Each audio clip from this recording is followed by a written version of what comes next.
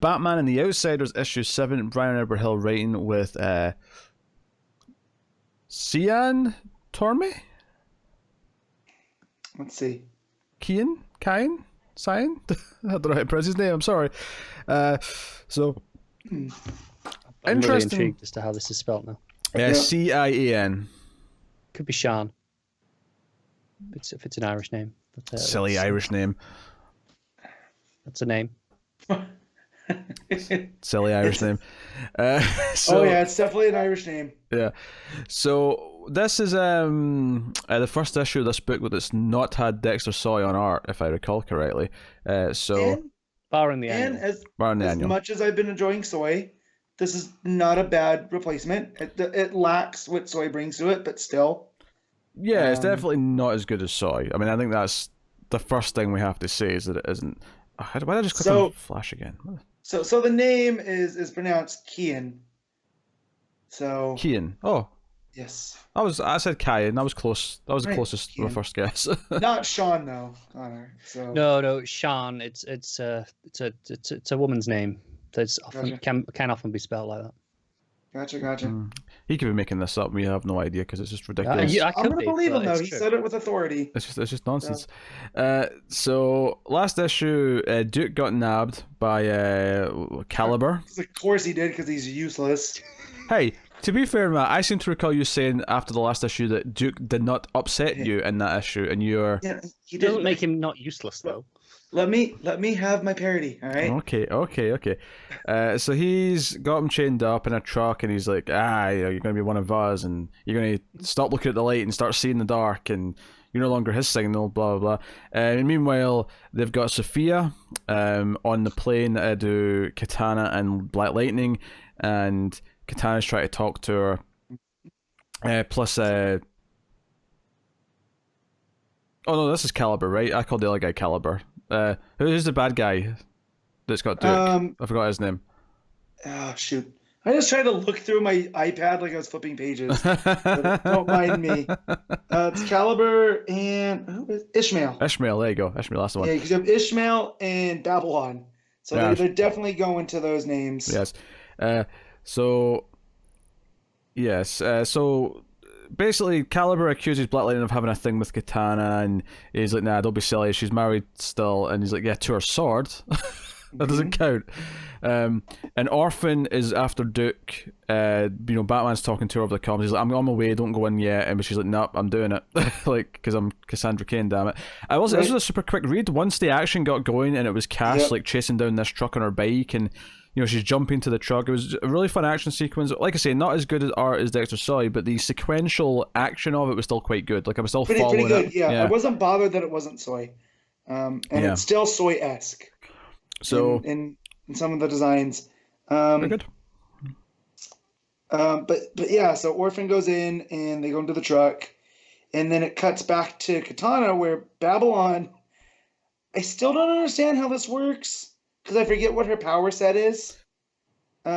She had strength because she survived a car accident, remember? Yeah, but so there's, she says pain brings me strength. Strength until there's no pain. And she starts slamming her head against the side of this plane. Yes. Until it breaks the cuffs. And she goes to steal Katana's sword as Caliber's, talking to Lightning, where you bring up that she's married to the sword.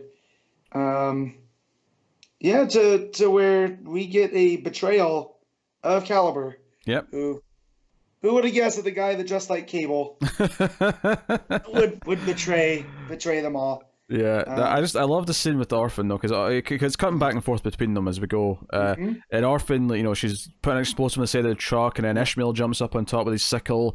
It's just this great action scene. I can see this scene playing out in a movie, and just the fun of it. And it's intercut with the stuff on the plane too. So we see, Babylon, getting ready to stab Katana, and then the gun gets pulled on Lightning, and then it goes back to the fight scene. Yeah. So I will, Brian Hill's very good at this type of stuff because we've said that before, where they've read very fast. He writes for action well, but Ishmael and Orphan are really bringing it. And he brings up her mom. Snapping arms and Yeah. whatever. I like the ending of it actually, because she kicks him off the truck and he says, "I cannot die," and she kicks him off the truck and says, "Good, because I cannot kill." And I was like, oh, yeah, such a good moment. Yeah. And there was another thing in there that I wanted to bring up. Let me find it on the fight scene. Oh no, it was I'm free now, right? Because he goes, just the only way you can stop me is by setting yourself free. And so it's setting up this line here that, she's making this choice. Yes, she could be like Shiva and her predecessor, or her predecessors, her parents. She's making that decision still. And she says that she's free now, and then that leads to the "I cannot die," what Pete said, because I cannot kill. Yeah, so Cass gets Duke, and he's changed though. Ishmael's done something to him, and he's got lights in his eyes. And he says he only sees darkness, and we see the big doom sign. I mean, I could have done without the doom sign in the sky again, because I'm sick of seeing it at this point. Meanwhile, on the plane, Calibur's set off an explosive, so the plane's coming down, and it's coming towards the city. So that's kind of the cliffhanger, is that the plane's coming down on Gotham. And see you next month. Yeah, but so Calibur's betrayal, I like it, but I don't like. Just because, but I like his reasoning for it, where he said, Batman gave me a second chance, but the demon can give me the world. And it almost sets up like this cult-ish around Ra's.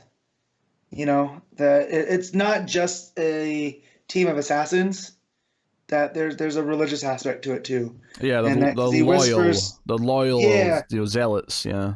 And that he can, when we die, he can bring us back. So there is no death,